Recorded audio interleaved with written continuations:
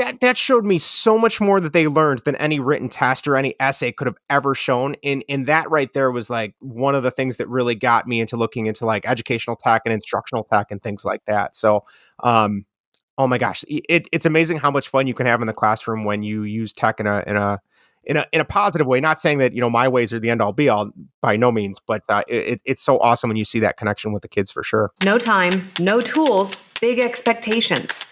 How do you transform school culture without derailing the train? Answer: little wins that bring big changes. The flywheel effect. Harnessing the power of momentum to create a school culture that celebrates change and drives itself. Hello and welcome. My name is Jordan Pruitt. We are here on the Flywheel Effect. I'm here with my co-host Anna Murphy, and we are former educators now working with the Life School team to support your school's culture vision. Our show exists to talk about the little wins that can have a big impact on your school culture. We are pleased to be joined by Justin McElwee tonight. And Justin is familiar with us. If you're familiar with our Life School blog, he's got multiple articles up there. He's got his own podcast. And you may not know, but he also produces this podcast. So we're making him work double time tonight. He's a guest and he's producing. So we're real happy to have Justin on. Justin, tell us a little bit about yourself. Sure. Well, first off, thank you guys for having me on. It's awesome to be on this side of the podcast now, getting to talk instead of being behind the scenes. So thank you guys. But I've been, this is my 13th year working in education. Where do I begin? Right now, my official role is I am a learning resource specialist, which is like a combination of a tech coach or instructional tech and a media specialist. So half the week I'm working in the media center. I'm trying to find new exciting things for the kids to read, new resources for the school district, things like that. And then the other half, I go from just school to school and I find new pieces of tech, new apps, new programs the kids can use to implement in the schools and make their learning a little bit more fun, a little bit more exciting. My background though, I started off as a SPED teacher for about 6 years. Finally made the switch to gen ed. I was a history teacher for the last 6 years. And then this year I'm finally, in the tech field in terms of education, because I got my master's in tech over, the pandemic. So the timeline kind of finished. The pandemic started to wrap up, school started to kind of reopen. And then I had my master's and made the switch to this new role. So it's been an exciting 13 years, which is just scary to say out loud now that I'm thinking about it. So, but here I am. So one of the things, and there's a couple of things, what reason we wanted to have you on. One, your background for podcasting, I've got to up my game. For those that watch on YouTube, he's got a great background. He's got the boom mic, everything. He's got a good setup. So I've got to up my game over here. The other thing I want to talk to you about is being a tech coach in school. So one of the cool things about this show is we can have folks from all sorts of different roles on this show and talk about education, because those little wins that change culture, they come from everywhere. They come from all sorts of spots. And one thing I think is interesting in the last, maybe 10 years, Justin, the role of a tech coach has changed drastically. Like from the time I started in education, I don't know if the things you're doing was happening. You know what I mean? Like I think that the role of that person was mostly like tech support, and now it's really a coaching role because of all the ed tech in the classroom. Can you talk about a little bit like how that's changed and opportunities that present? Oh yeah, I'm still trying to think. I know my first job out of college was around 2010, and at that point, the school district I was working in, they still had a computer lab. Like the kids would get up. They'd go there once a week, like it was part of the specials rotation. It was a big deal, sitting in the air-conditioned computer lab. And then over time, and especially now, so many districts, including the one I'm working in now and the one I worked in for the past decade, they went full one-to-one, whether it was Apple devices or my new role, I'm working with Chromebooks and PCs. But yeah, at first it was more of a, we're going to start map testing. We need someone to set up the map rooms digitally and things like that. Or it was like you said, Jordan, it was more IT. Where now we're working in like the SAMR method, and we're trying to get teachers to fully embrace technology, in not a sense to replace the methods that work that are more pen and paper or more old school, I guess, if you want to call it that, but just being willing to kind of step outside their comfort zone. Because when it's successful, the kids are so much more excited, so much more involved.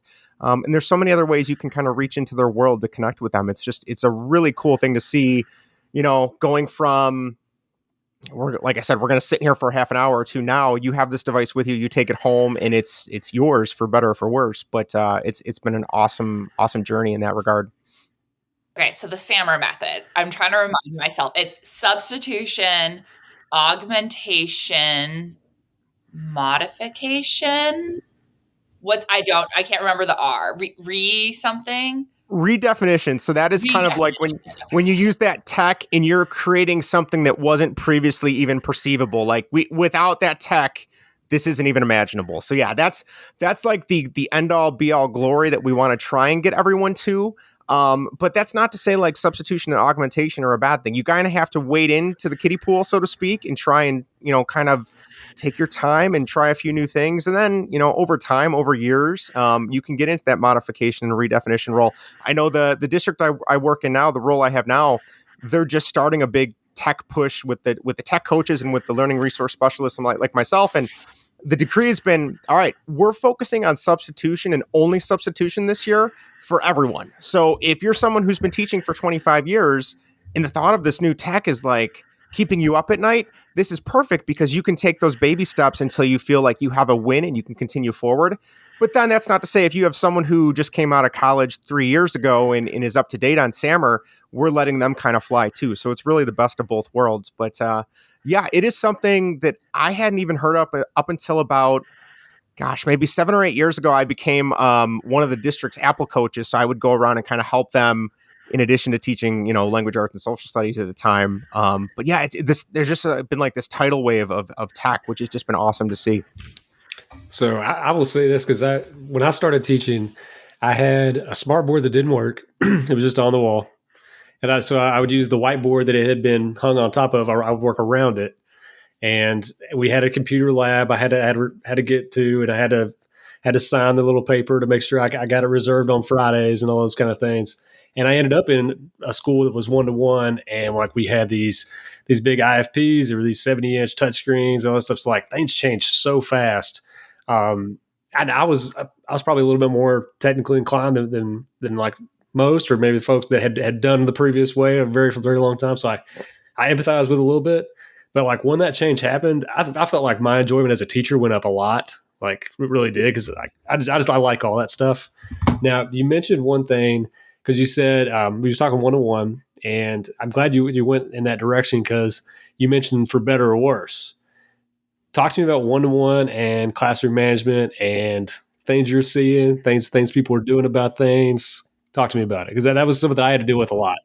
Yes, it's not without its flaws. Obviously, like anything, there's warts and all, especially in tech. I know when I was still in a classroom role teaching, every kid in the building had an iPad, and the kids were really big into trying to crack the system and be able to download their own things and get onto the App Store, which was a whole thing and way above my pay grade, back then. But the biggest issues we popped that had pop up, I should say, are a lot more cyberbullying was kind of becoming rampant, unfortunately. So we kind of had to refocus our SEL lessons and kind of try and rein that in. But yeah, it was just their attention spans. I shouldn't say some of the students' attention spans, they were so quick to kind of swipe on and off, in terms of like, oh, I'm on the lesson, I'm on Google Classroom, I'm, making a commercial in iMovie. Oh, you're not looking. I'm going to swipe back to watching this YouTube video now, So the school district, to their credit, the one I worked in that was an Apple-based district, we had Apple Classroom loaded on our MacBooks, so we could see everything the kids were doing at all times. And then it was almost like this silent battle, because then the kids figured out, well, if I disable my Bluetooth, Apple Classroom doesn't work anymore. So now I can go back to doing what I want. And then it was the teachers being like, all right, well, if you disable your Apple Classroom, we need to come up with some type of protocol. What is not punishment, but what can we do to kind of rein you back in and be like, hey, I get it. You want to do your own thing, but there's a time and a place, and this is not the time or place right now. So it's this constant back and forth, because to their credit, students these days are very, very knowledgeable on the tech side. And a lot of times I'm happy to admit to the kids I work with, chances are you guys know more than me, right? You're a younger generation who's this has been with you since birth, where, I still remember in third grade, we had like, not an Apple II, but the giant floppy disk, which nowadays kids just know is the save icon. You know what I mean? So, yeah, it was always this back and forth, because the kids would always find a way to circumvent the system. Yeah, it never ends. I'll be honest. There's always something that's going on. I've come a long way since Oregon Trail. Yeah, I showed that to one of my classes, and they're like, So what's the point here? What is so great about this? I'm like, you don't understand. It was a time and a place. We used to go to the computer lab and you'd get 25 minutes and you would only get to like Colorado. You couldn't even make it to Oregon in time. So yeah, we've definitely come a long way since then. That's for sure. You're like, dysentery. Come on, guys, dysentery. Yeah, I learned what dysentery was because of Oregon Trail, and I learned what cholera was in all the different forts and things like that. Well, I went to school. I grew up going to school in Oregon. That's where I live. And we actually never played Oregon Trail in our curriculum. They would just take us outdoors and like have us draw cards. And like, so we did like the old antiquated version of it too. But like we'd go on like these trail walks, very Oregonian. And they'd be like, you have dysentery, or you have cholera, your family's died. And we'd fall to the back of the line. So, but I wanted to ask, you were talking about like kids getting distracted, swiping on and off. So question to y'all, how many live school points do they lose if they get that? What do we think? That's a tough call. I feel like, I don't know, it depends how much of a message is probably the wrong word, but it's like how much of a message do you want to send in terms of like how much of a focus it is that we need you paying attention and there's a purpose to what we're doing. It's not just for you to kind of goof around, I guess. But I'm going to defer to Jordan on that one. I have mixed feelings about it. Yeah. I have mixed feelings about it. If it's a problem, they're definitely losing some. But like you mentioned the student who would be like creating the commercial and iMovie, and then they were back and forth between the game and like split screen and stuff.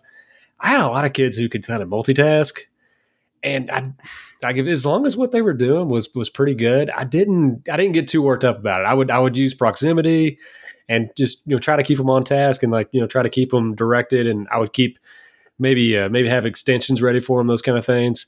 But I wouldn't get too excited about it because a lot of times those kids who were good at doing like the multi-screen stuff, like they produced a lot of the better stuff. So yeah, it's one of those things where I know, and this is where I felt like my SPED background kind of helped, is I would try and differentiate those project-based learning scenarios. So like, all right, I know you're going to get done early, but I'm going to add to yours specifically because I want to see what else you can do. I can kind of push you a little bit further.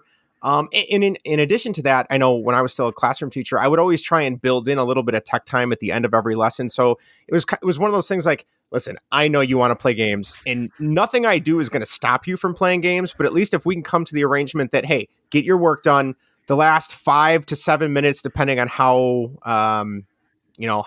giving I was that day, that's yours. You can play a game as long as it's quiet. You're not disrupting anybody, but you got to get your work done first. And to be honest, that little bit of a contract that we negotiated, it kind of worked out because it kind of gave the students a sense of ownership as well. So that's kind of how I want to say took care of that role, but kind of challenged them back a little bit to kind of stay on task. I also kind of found that if they're going to use tech to be off task, you can use tech to get them back on task, and you can just be just as devious as they are. We managed to get a trial of, and like the name of the company escapes me. Like there's a few of these that do this where they do the screen monitoring, and the way they're set up, it went through Google Classroom. So as long as you were set up through Google Classroom, you had this feature.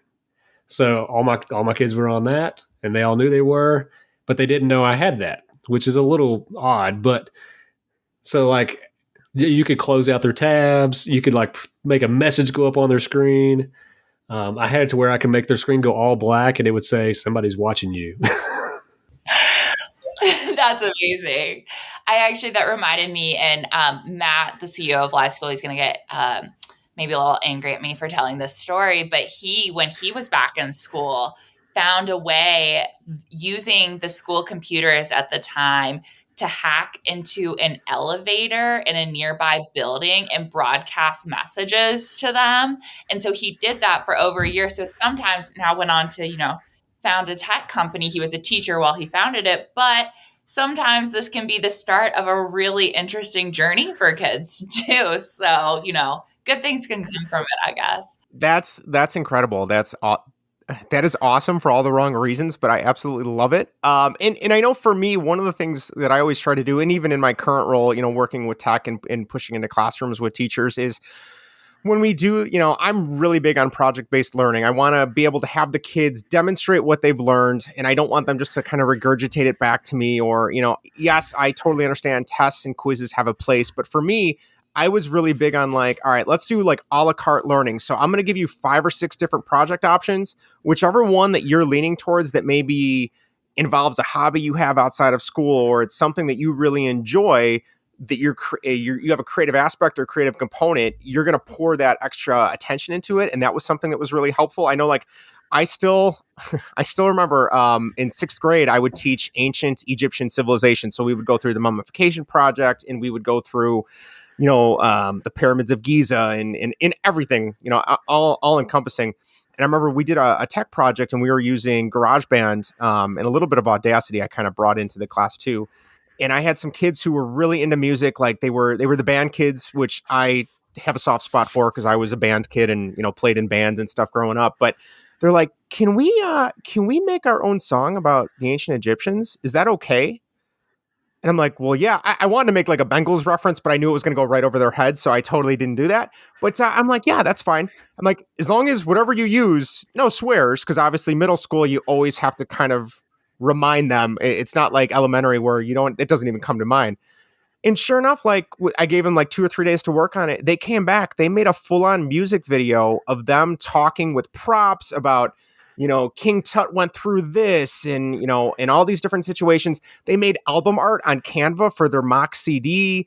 They had background music. They ripped a version of, and I didn't even know the song at the time, but they ripped a version of Gucci Gang that had all the lyrics ripped out of it, thankfully, for my sake. Otherwise, that could have gone very badly. But they had the music playing in the background. They played the song, and then they had their album art on the screen. We had Apple TVs at the time with projectors. And I'm like, that's incredible. And these were kids that they're like, oh yeah, well, we really like music stuff. So we figured we'd tap into that. And I'm like, that showed me so much more that they learned than any written test or any essay could have ever shown. And that right there was like one of the things that really got me into looking into like educational tech and instructional tech and things like that. So, oh my gosh, it's amazing how much fun you can have in the classroom when you use tech in a positive way. Not saying that, my ways are the end all be all, by no means, but it's so awesome when you see that connection with the kids, for sure. Well, and you gave some good examples there. The key takeaway from that is student voice and giving a little bit of choice to what they're doing.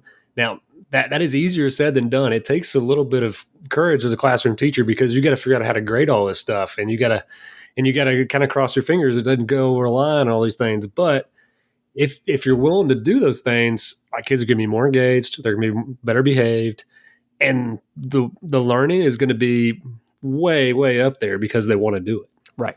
Yeah, it definitely, after a couple of those types of situations, that's kind of what I shifted gears towards. I mean, like I said, we still had a test to kind of make sure I had some hard data I could point to my administrators and to the district and stuff. But yeah, just seeing them excited to come in and be like, all right, today's a work day. Oh, that's awesome, because I just want to work on this so badly. Or can I take this home and work on it? As a kid, I never wanted to take stuff home and work on it. That was the last thing I wanted to do. So when you can make that connection, and it seems like a lot of those connections are made with that tech in between you and the student, it makes it such an exciting time to be in education. What would you say to an educator or an administrator who was hesitant to use tech in the classroom? To me, it's all about baby steps. Taking your time. For example, I went into a school today, and the teachers were relatively new to tech, and they said, we usually do this poster activity, but I want to substitute it. I'm like, okay, awesome, I got you. We're good to go. So I came in and we did a full-on lesson all about Canva, which I know Anna is amazing on Canva, making all the slides and things that I use for all our videos and stuff. So she is far and above. She should have been teaching the class today, not me. But it was great because the teachers had never seen Canva before, minus some of the commercials they saw on TV now. And I just kind of, I walked in, I said, all right, guys, we're going to do infographics today on, today was World Gratitude Day, and there was a push in our district to kind of play that up. So I said, all right, we're going to do infographics about World Gratitude today. Here's what Canva can do. You want to put videos in, you want to put animations in, you want to put, you want to modify your font with cool effects. You can do all those things, but the ultimate goal is you got to make sure you have information that's relevant to the topic at hand. And after about 10 minutes of giving them the basics, they were like off and running. And the teachers kind of looked at me and they're like, oh, this is so cool. Like this is implementing tech in the building. I'm like, yeah, this is all you have to do. Like get a basic understanding and we can totally start to substitute things when there's a time and a place for it. So again, just you don't have to have like this glorified, huge, ultimate project that you're trying to aim for.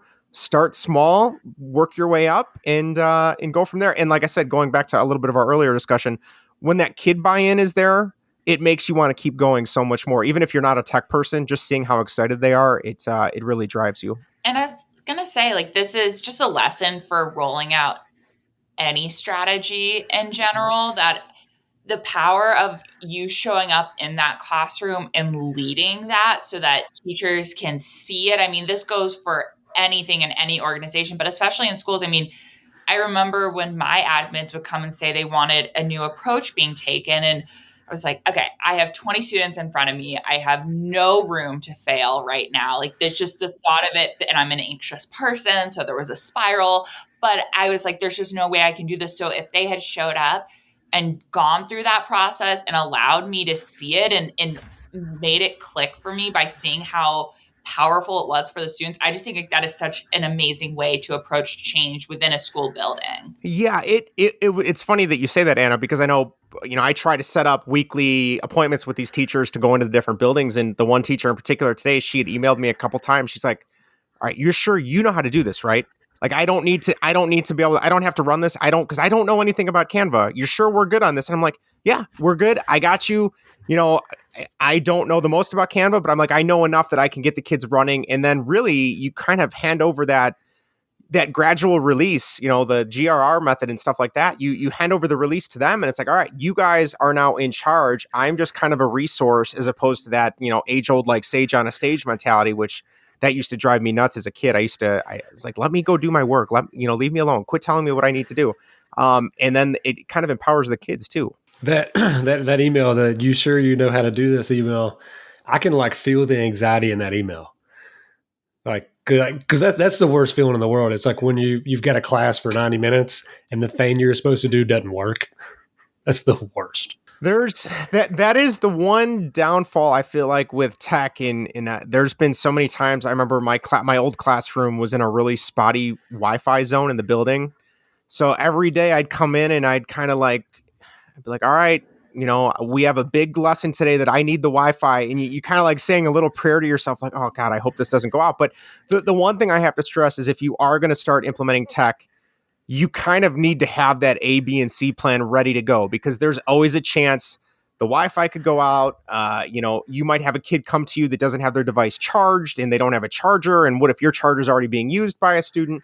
And being able to differentiate, like, all right, well, you don't have your device, but here's a version you can do, that can kind of get you going in the right direction until your device is back again. But yeah, having a backup plan for all scenarios is probably the one downfall if you're going to implement a lot of tech into the school or into the classroom. This is it's a silly, like, easy thing, but I had like 5 extra Chromebook chargers, and like that saved a many lesson. But you gotta have to get over some of your structures you have to work around. So like my plugs were all around the room, but they weren't where the desks were. So like you're just gonna have, like, you start with like, all right, you got to bring it in charged, all this, but you're gonna have to work with them. You're gonna have to go get that thing plugged in so we can move on. You know what I mean? So don't like paint yourself in the corner with like rigid structures. Be a little flexible and be able to think on your feet a little bit, and you can work around most things. Well, and there were situations too, like, some years, depending on our resources and things, it was like, oh, well, do not tell the kids we have extra chargers because we need those for X, Y, and Z. And it's like, yes, I get that.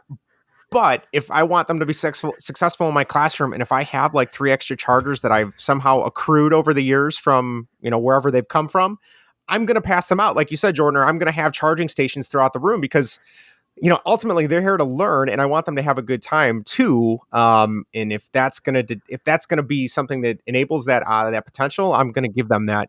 Like you said, I think it's definitely have to be flexible for sure. The when I first started out, I talked about kind of my progression through tech. I would find pencils laying around the room all over the place the first couple of years, and they just kind of started showing up. And I always heard these stories like kids get in trouble for pencils. And like, why would they get in trouble for pencils? They're laying all over my room. I found them every class period. I found the last few years, the things were happening with chargers. I would they would just kind of accumulate in my room. I had them. And like, if I was going to be rigid about it, that'd be kind of silly. Like, learning still needs to happen. We need to move on. You're spot on. Well, and I saw we were building out this database. We're calling it Rewards That Rock. There's I think 120 reward ideas right now submitted by people who use Live School and people who don't. But one of them that I saw that I actually thought was really funny on this was they have phone chargers that you can rent using points you've earned in your token economy or Live School.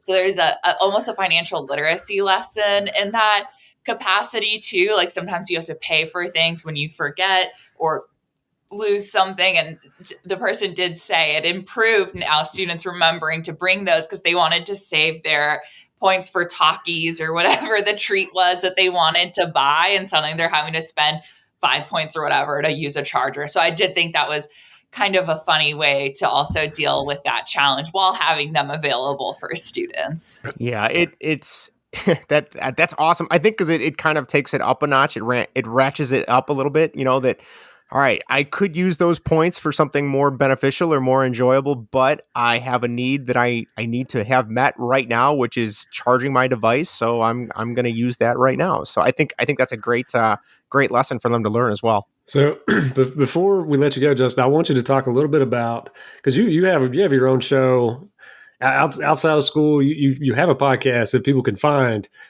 First off, I want you to plug that, but I also want to talk about how long you've been doing that, and has that had any effect at all on your kind of life and education?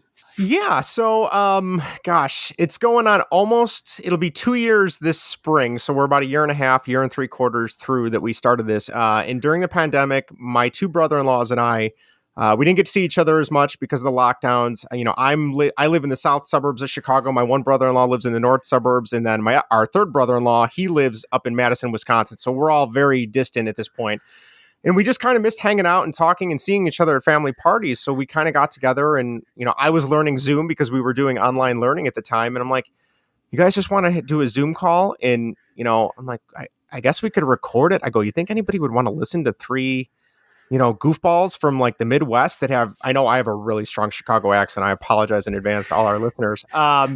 So they're like, yeah, that's fine. And we just kind of assumed, our wives will listen to it. Our parents will listen to it. Kind of a pity listen, I guess. And for some reason, it kind of took off a little bit. And then within a couple months, we got picked up by a podcast network and they were making like a merchandise line for us. So like we still have like hoodies with our logo and our stuff on it, which still blows my mind because we're not very big. We're kind of, just our own little thing. But yeah, so we love sports. And all three of us have a passion for baseball. I like baseball, but I grew up playing ice hockey, and the other ones all grew up playing other sports. But we all love baseball because we are lucky enough or cursed enough to have two baseball teams in Chicago. And we are each, fans of either team. And we just started talking and then it kind of developed into, well, baseball can be really boring sometimes and baseball is not for everyone, which I totally get. And then it kind of morphed into this like pop culture podcast as well. So we do like a bunch of top 5 lists and we rank things because something about ranking a top 5 list is very therapeutic. At least for me, it is. And yeah, so we've been going on for a year and a half. We've gotten to interview. I still don't know. Like I have a couple Major League Baseball players' numbers in my phone, which if you would have told me that as a kid playing Little League, I never would have believed you.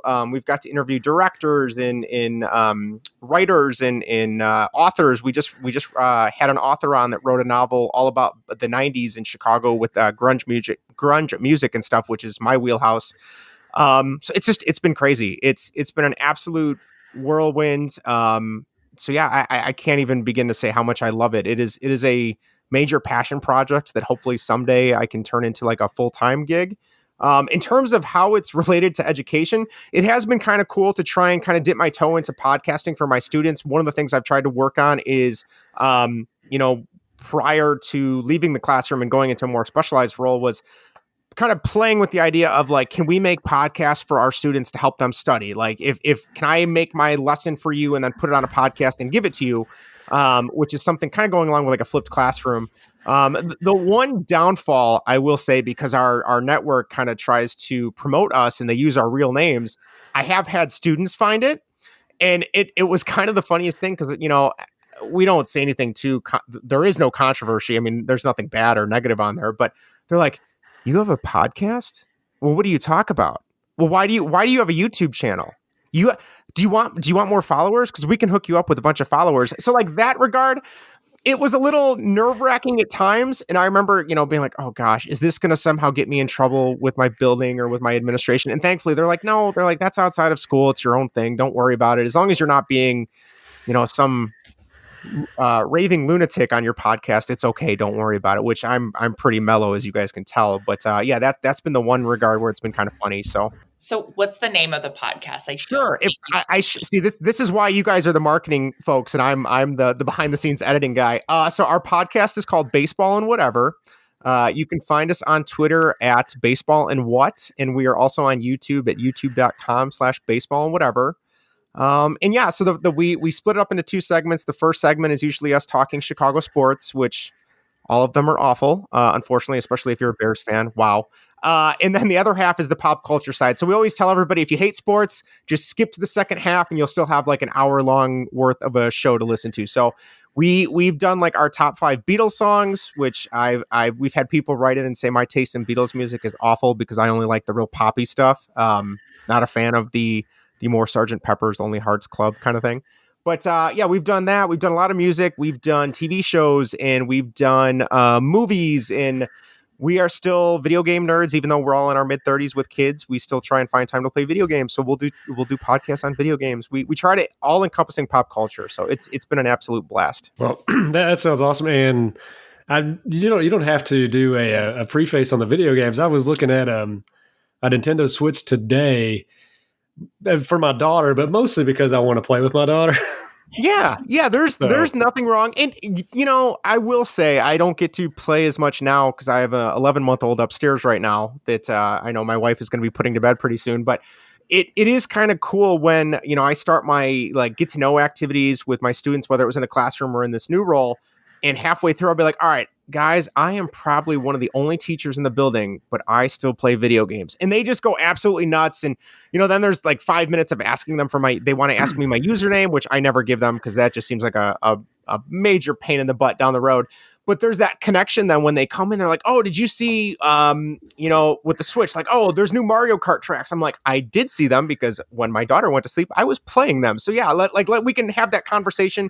And I think they kind of buy in a little bit more to what you have to say when it comes to the actual education piece too. So it's an awesome component. So yeah, that's an easy in. Yeah. I was going to say, before we let you go, I just want to proposition you on something. We are working on designing some live school t-shirts. May we exchange a live school shirt for a baseball and whatever? Oh, shirt? Heck yeah. Yeah, I can definitely. Yeah, we can definitely work that out for sure. We'll follow back up then. But thank you so much for joining. Jordan, do you want to close us out? Yeah. So you already told us where you find your podcast and all that stuff. So all that'll be in the show notes. What about you? If somebody's looking for you, Justin? Yeah, so I try, I have my professional Twitter account where I try and kind of tweet out what I'm doing or if I see some cool tech stuff. And that is just my last name, McElwee, MCELWEE_Justin. And you can find me there. Whether it's, I still, the history teacher in me does not want to go away. So there's a lot of history stuff that'll get retweeted too. But yeah, a lot of different tech stuff and just kind of what's going on in my day-to-day at work. Feel free to give me a follow. The flywheel effect, harnessing the power of momentum to create a school culture that celebrates change and drives itself.